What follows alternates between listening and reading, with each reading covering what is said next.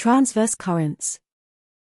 In the great stream of life that flows from its source, there must necessarily be contrary and transverse currents, just as in a tree there is a flow of sap from roots to leaves and a flow of sap from leaves to roots.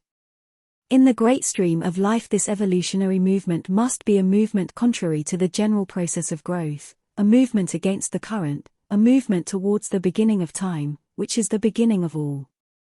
Bound to his will of repeating lives, man would be unable to avail himself of the possibility of a reverse movement against time, if there were no possibility of reincarnation into another age, into another epoch, near or distant, but at any rate in one nearer to the beginning, that is, one that is in the past.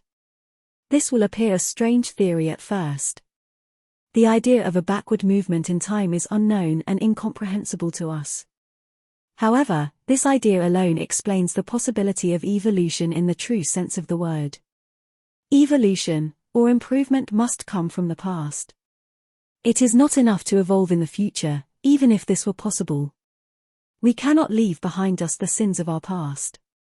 We must not forget that nothing disappears. Everything is eternal. Everything that has ever been is still in existence.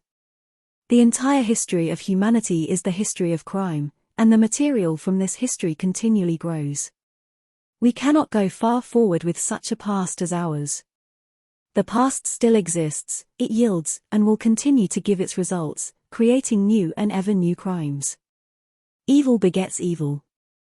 In order to destroy the evil consequences of our times, it is necessary to destroy the evil cause. If the cause of evil lies in the past, then it is useless to look for it in the present, and one must therefore go back, seek for and destroy the causes of evil, however far back they may lie. It is only in this idea that a hint of the possibility of a general evolution can be found. It is only in this idea that the possibility of the changing of the karma of humanity, Adam Kadmon, lies, because the changing of karma means changing the past. The theosophical theory is that everyone receives as much evil as they produce.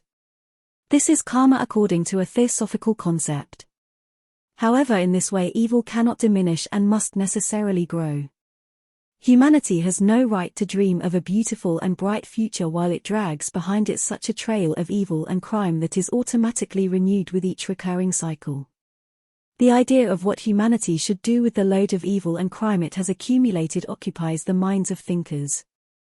Dostoevsky could never break free from the horror of the past sufferings of people long since dead and vanished. Fundamentally, he was probably right, as evil once created remains and only breeds new evil. Of the better-known great teachers of humanity and founders of religion, only Christ and the Buddha never advocated any form of struggle with evil by means of violence, that is, by means of new evil. What has been the outcome of the preaching of love and mercy we know very well from our history. If evil can be uprooted and its consequences destroyed, then this must be possible only if it is arrested at its moment of inception, and arrested not by means of another evil. All the absurdity of the struggle for a better organization of life on earth is due to the fact that people attempt to fight the results, leaving behind the causes of evil and creating new causes for a new evil. As yet the precept, "Do not oppose evil by evil," cannot produce any result. Because of their level of development, people can only either be indifferent towards evil, or struggle with evil, or with what they call evil, by means of violence, that is, by means of another evil. This struggle is always the struggle against results. People can never reach the causes of evil, the reason for which is easy to understand. The causes of evil are not in the present, they lie in the past. There would be no possibility of thinking of the evolution of humanity if the possibility did not exist for individuals, evolving individuals, to go into the past and struggle against the causes of evil that lie there. This explains where those people disappear to who have remembered their past lives. From the ordinary point of view this sounds perfectly absurd, however the idea of reincarnation contains this absurdity, or at least this possibility. In order to admit the possibility of reincarnation into the past, it becomes necessary to presume the plurality of existence, or again coexistence. That is to say, it becomes necessary to suppose that the life of humanity, while repeating according to the law of eternal recurrence at one place in time, if it can be thus put, simultaneously occurs at another place in time. Furthermore, it can be said that one, even approaching the superhuman state, will only be conscious of that simultaneity of lives, and will remember one life or the life at one place in time as past, and feel the other as present. In the conditions of three-dimensional space and one-dimensional time, plurality of existence is impossible.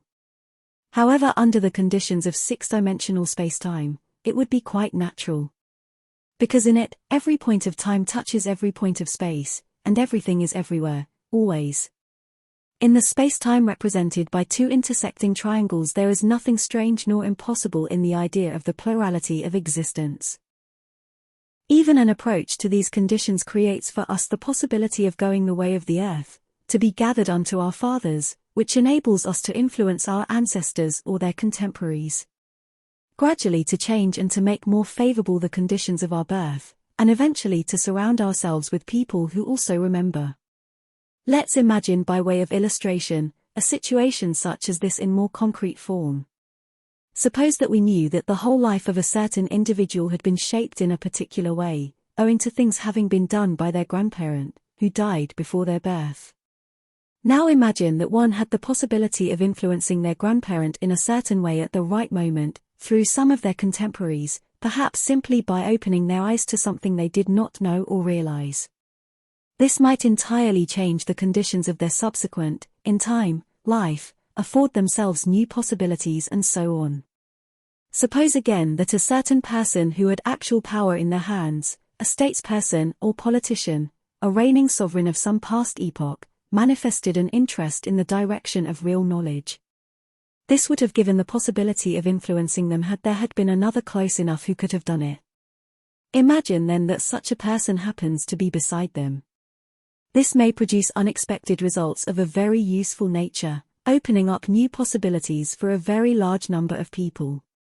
The privilege of the position of reincarnation into the past, for one who has remembered what they have learned in their past life, is explained by the fact that they know the results. Know what has sprung from the actions of the people of that time into which they emerge. This does not of course mean that everything or many things can be altered by one individual being reincarnated into the past. The possibilities of altering external events are very small, however they must exist. If in every moment, there was only one possibility, we would live in a world of absolute predetermination, and nothing could be altered. However, moments differ from one another greatly in this regard. There are moments with only one possibility, there are moments with several possibilities, and then there are moments with many and varied possibilities. We can understand this by studying our own lives. Suppose, for example, in our lifetime, we were able to go back 10, 15, or even 20 years.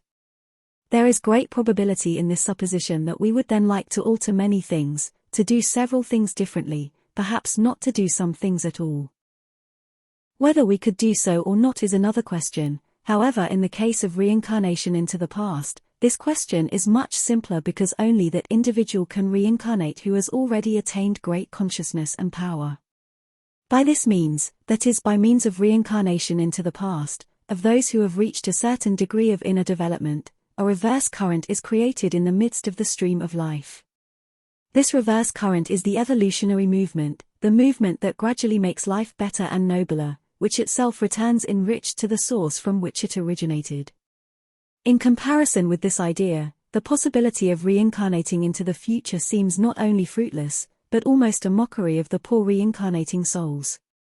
Imagine someone who lived in ancient Rome, a very clever and for their time an educated person, that reincarnates into our age, into the circumstances of the average life of the middle class in the developed world today.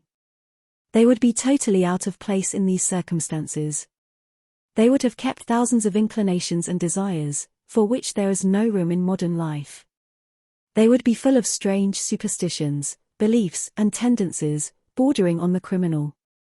What for them might be perfectly normal and natural, perhaps even necessary, would for the people surrounding them in suburbia be immoral, against nature and even vicious. What for them might be perfectly lawful and morally right, would in the eyes of their peers be criminal or revolting, and so on. The position of the unfortunate Roman in the modern era would be very hard and difficult, both for themselves and for those around them.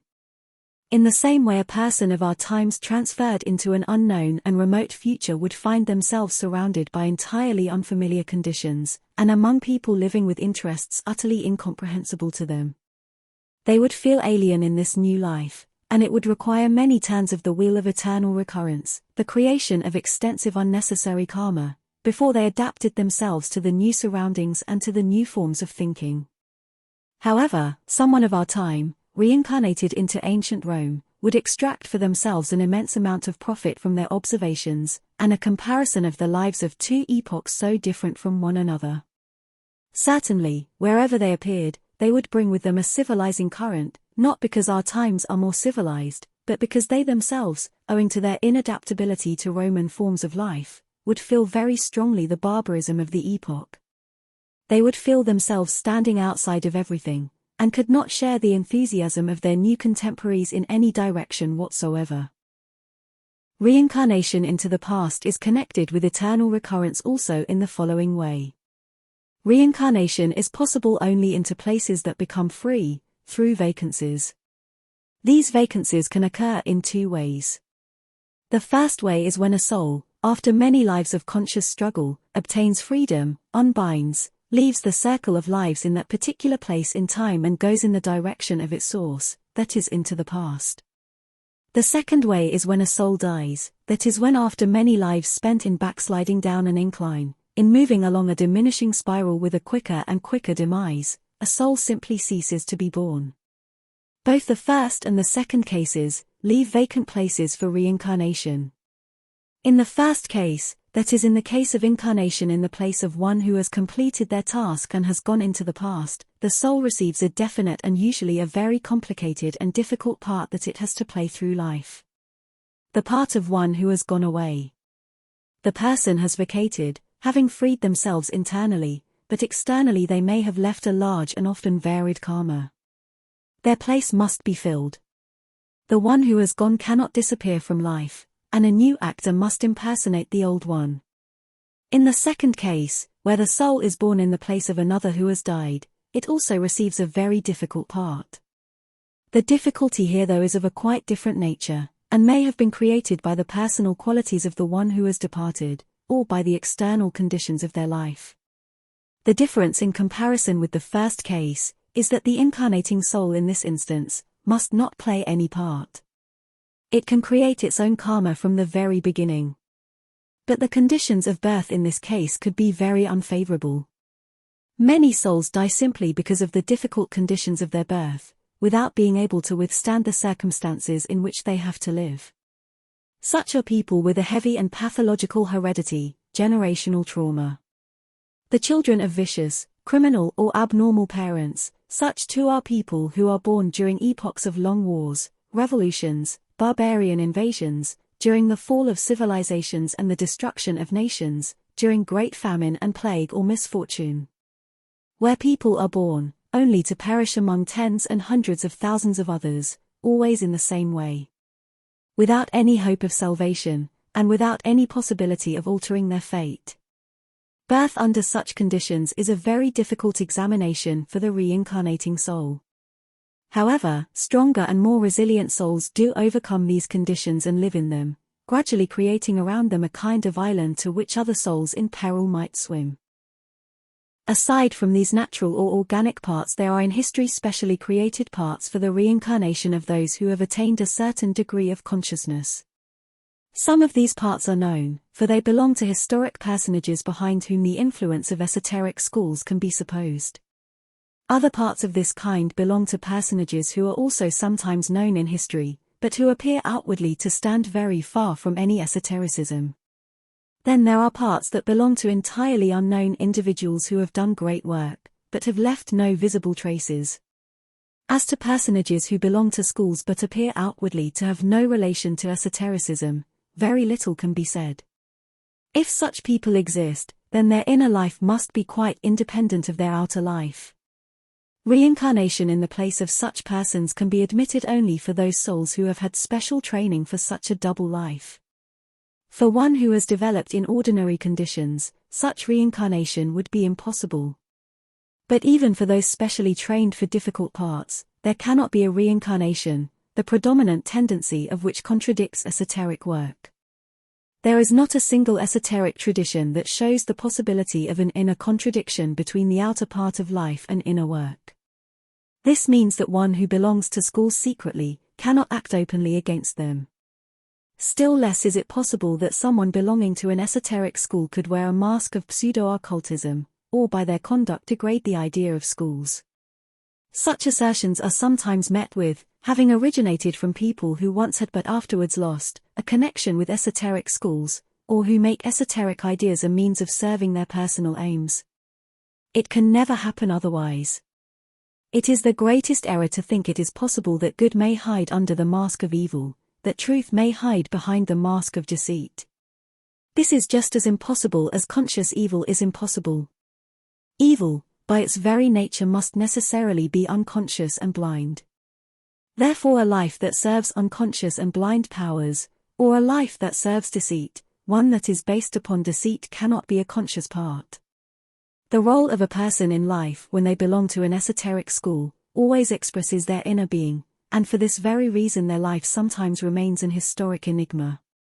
Such roles belong, for example, to certain personages in the gospel drama. We have examined previously the drama of Christ. However, the drama of Jesus was not the drama of him alone. It was a drama with a great number of dramatis personae, who played definite roles that were firmly fixed in their minds. The drama of the Christ, the whole story told in the Gospels, is of intense interest from the point of view of the mechanism of eternal recurrence and reincarnation into the past. The first question that arises from the point of view of eternal recurrence is this: is it possible that all of the dramatis personae of the gospel drama are destined eternally to play their parts, eternally to say the same words, eternally to do the same things? In order to answer this question, it is necessary to understand clearly that in the gospel drama there are two kinds of part and two kinds of actor. The same words must be said, the same deeds must be done, the same scenes must be enacted before the spectators and before history. But in the one case the actors are always the same, and in the other they may be different. The actor who once played Judas will always play Judas, but the actor who once played Christ may next time play some other conscious part, for instance that of John the Baptist. The apostles may change roles. However, there may have been some among them who did not know their roles thoroughly enough, or who attempted to alter them, to introduce something of their own, to improve on something. These will have to play the same roles over and over again until they have learned them to perfection, and remember them word for word. We do not know their mistakes, for mistakes were corrected in the Gospels, which were written by men who understood the meaning and purpose of the drama of Christ.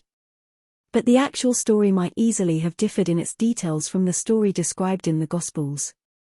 The apostles may not only exchange roles or act better next time, but they may pass over to more important, more central roles in the drama, and each of them may hope one day to play Christ. These are conscious roles. Unconscious roles cannot change. The priests who tried Jesus and incited the people against him, all the people who formed the crowd that demanded his death, the soldiers who parted his garments and so on, will play their roles without the slightest change. The unconscious roles of the gospel drama are firmly fixed in their inevitable repetition. What else can a man cry who has cried "Crucify him"? It is absolutely impossible for him to cry anything else or even to think of anything else, and he will go on crying it throughout all the cycles of eternity. What can Pilate do or say differently? He can do nothing. He can only wash his hands again. All these people have crucified themselves, have nailed themselves to the cross of Jesus for all eternity, and no power can tear them from this cross. There is deep meaning in the myth of the eternal Jew. He eternally says and will say his "Go on, go on." The legend of the eternal Jew, or wandering Jew, at whose doors Jesus wished to rest while carrying the cross and who cried to him "Go on, go on," who was cursed by Jesus, and made to wander eternally, having no possibility either of dying or of resting. The legend has been known in literature since the beginning of the 17th century. There is another version though which existed in the 12th century. There can be no mistake in the unconscious roles because each played their unconscious role for the first time according to their type, education, environment, epoch, in obeying the crowd instinct, in imitating other people, and so on. The next time the role was repeated mechanically, and the more they played it, the more thoroughly they knew their role, the less possibility there was of mistake or misunderstanding. Eternal repetition took control of the role, and no mistake was possible any longer. The producer of the drama of Christ could rely upon the unconscious roles as surely as they could rely upon the scenery of Judea, on customs, on feast days, and the like. Conscious roles, however, require preparation. In the further development of Christianity, esoteric Christianity became a school for training actors for this drama. The drama itself, so to speak, was an examination performance. All this together gave a very interesting picture. The drama as the beginning, as the source, created religion, and the religion as a result, as the river by its reverse current, fed the source. The mental image of all this suggested the cosmic process. The transformation of Christianity into the church, the pact between church and state, the distortion and perversion of the original idea of the religion of love, until it descended to the preaching of Christianity, sword in hand, the slaughter of heretics, the Inquisition. All of these were the result of the gospel drama. Such was the inevitable outcome of the work of the selection and separation of people capable of taking up esoteric work from among the masses of ordinary humanity. People incapable of esoteric work also heard the teaching of the Gospels, and naturally had to appropriate the tenets and principles of the Gospels, to adapt them to their own understanding, to their own life, to the struggle against one another, to their crimes and to their evil.